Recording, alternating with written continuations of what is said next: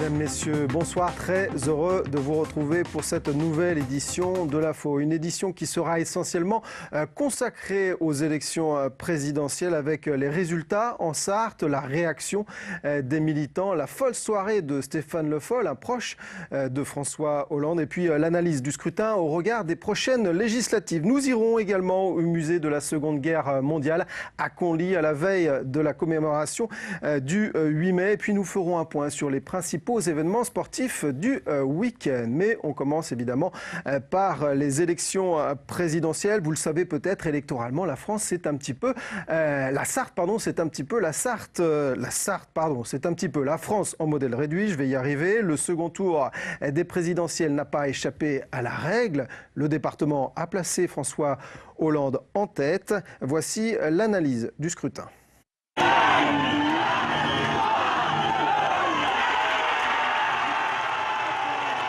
Il faisait chaud, très chaud, au quartier général du Parti socialiste ce dimanche soir. Avec un petit point de différence, la Sarthe a voté comme le reste de la France. François Hollande s'impose avec 52,67% dans notre département. Certains d'entre vous avaient connu 81. Certains d'entre vous avaient connu 88. Mais nous avions aussi connu 95, 2002 et 2007.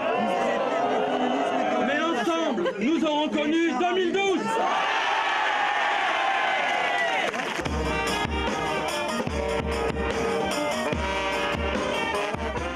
Place de la République, les Manceaux peuvent danser, car une fois de plus, c'est Le Mans qui a fait basculer le département à gauche. Le nouveau président y totalise plus de 60% des suffrages.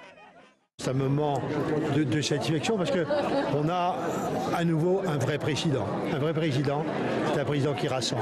Alors que le candidat sortant, pas seulement pendant sa campagne, mais depuis 5 ans, n'arrête pas de diviser les Français, de jouer sur la peur, de jouer sur les boucs émissaires. La participation a amplifié le phénomène. Plus fort au Mans, elle a baissé en campagne entre les deux tours. Le vote de gauche reste donc essentiellement urbain, même s'il finit par rayonner, notamment dans le sud et le sud-est sartois. Nicolas Sarkozy, lui, s'impose dans 21 des 40 cantons, essentiellement donc en zone rurale, là où l'électorat du Front National lui a manqué. Le vote blanc, choisi par Marine Le Pen, a ainsi triplé entre les deux tours.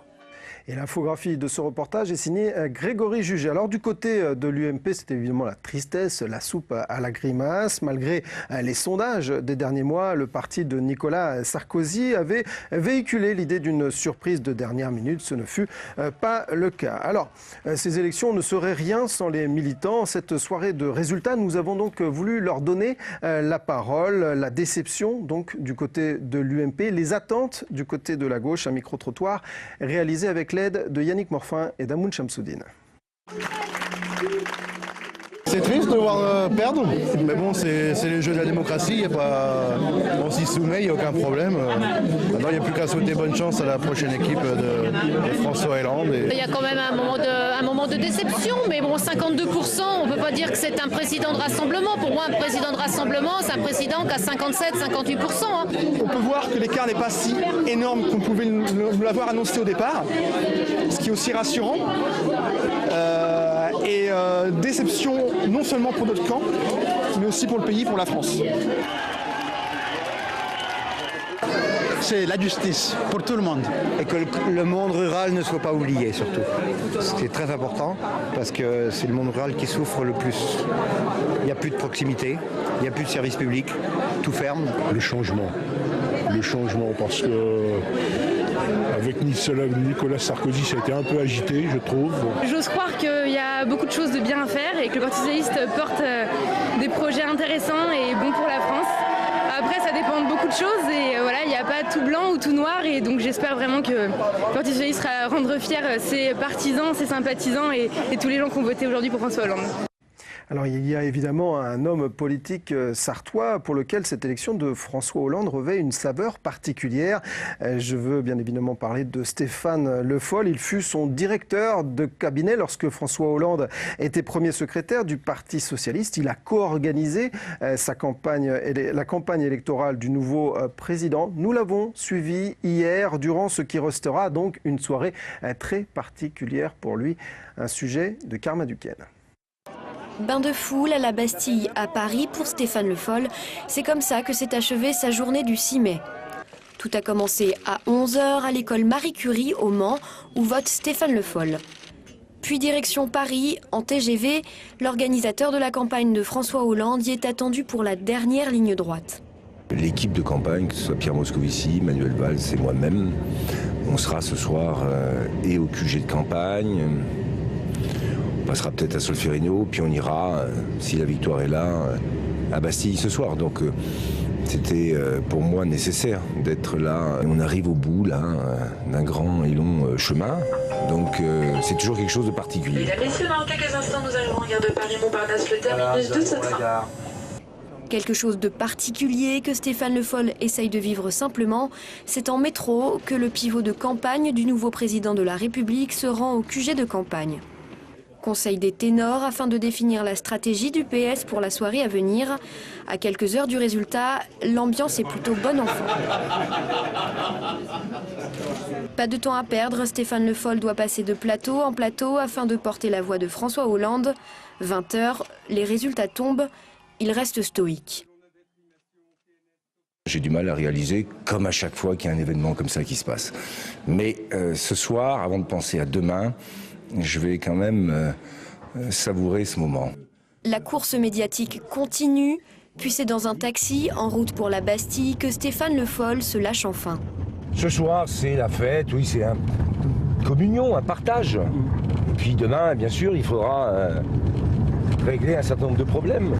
À régler justement la future place de Stéphane Le Foll auprès de François Hollande, dont il a été le bras droit durant plus de 15 ans. On verra, j'ai compté jusqu'ici, est-ce que je compterai après je vais voir, j'en sais rien. Probablement. Probablement. Vous l'aurez compris, Stéphane Le Foll reste discret sur son futur rôle auprès du nouveau président François Hollande. Une chose est sûre, au gouvernement ou à l'Elysée, le nouveau quinquennat ne se fera pas sans lui. Pour gouverner, François Hollande aura donc besoin d'une majorité à l'Assemblée nationale. Les élections législatives ont lieu les 10 et 17 juin prochains. Alors en Sarthe, la Sarthe compte une députée de gauche et 4 députés de droite. Ce rapport de force peut-il être modifié? Réponse dans ce reportage. La Sarthe en rose le 17 juin prochain, ce grand chelem peut être envisagé au vu des résultats des présidentielles. François Hollande devance en effet Nicolas Sarkozy dans les 5 circonscriptions. Les partis sont d'ores et déjà en ordre de bataille. J'ai compté, il y a 1825 jours avant les prochaines présidentielles, mais en attendant, il y a les législatives. On est sur le terrain à partir de demain. On va repartir en campagne dès demain. Je peux vous dire qu'il y a déjà des réunions de prévues lundi et mardi pour préparer ces législatives, parce qu'il va falloir maintenant donner à François Hollande la majorité dont il a besoin. Si l'on entre dans le détail, le PS devrait conserver la 2e circonscription remportée par Marietta Karamanli en 2007. L'avance de François Hollande y est confortable. Pour les 4 autres, toutes détenues par l'UMP, c'est le suspense. Stéphane Le Foll va tenter de capitaliser le bon score du candidat socialiste dans l'ancienne circonscription de François Fillon.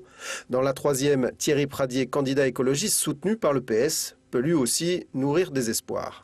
Avec l'équipe qui m'accompagne, avec le nombre de militants qu'il y a, nous comptons bien faire en sorte qu'effectivement cette circonscription participe au basculement de la majorité. La surprise de ces présidentielles est à chercher dans le nord-ouest de la Sarthe où François Hollande l'emporte de 409 voix dans ce qui fut la plus à droite des circonscriptions françaises. Dans la 5e, les législatives s'annoncent tout aussi serrées. Nicolas Sarkozy a un écart de voix beaucoup moins important que les sondages l'avaient prévu. Et dans la 5e circonscription, je constate qu'il est arrivé en tête dans la plupart des cantons, la majorité des cantons.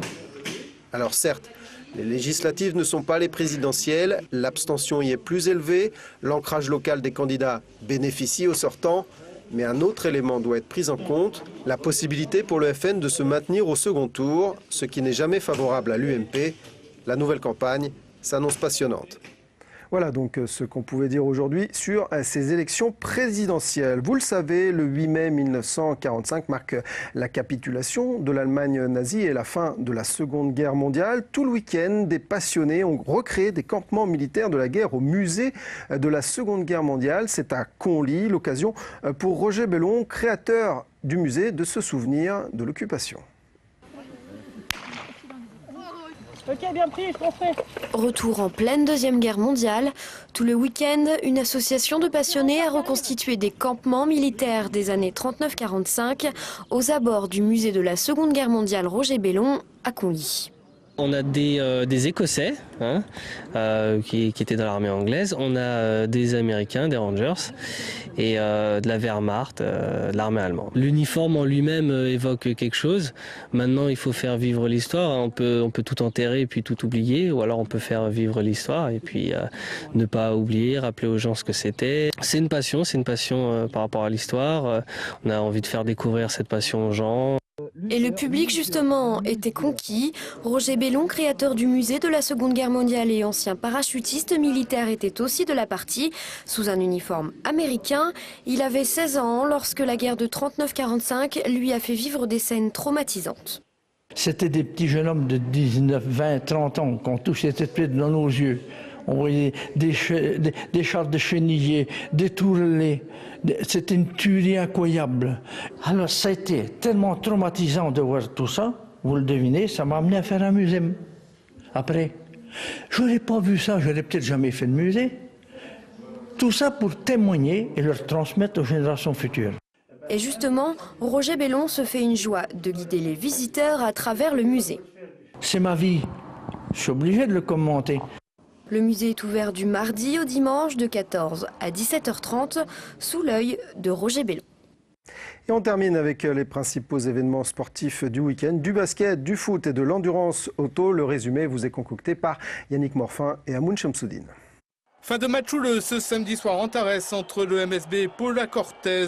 Côté palois, 2 joueurs ainsi que le coach ont été expulsés.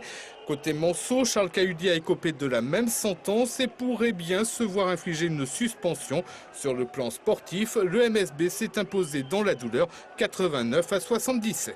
Le Mans FC a fait un pas important vers le maintien vendredi. Les Manceaux ont battu Bastia, les champions de Ligue 2 3-0. Début signé Belfort à la 17e minute, Silla à la 64e.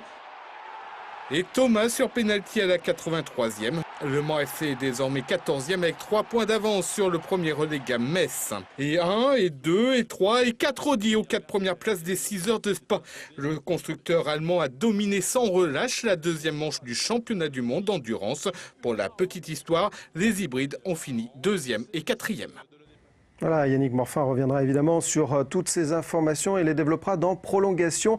Première diffusion ce lundi à 19h. Cette édition est maintenant terminée. Attention, pas de journal demain en raison du mai. On se retrouve donc mercredi pour une nouvelle session d'information. D'ici là, passez d'excellents moments sur notre antenne. Au revoir.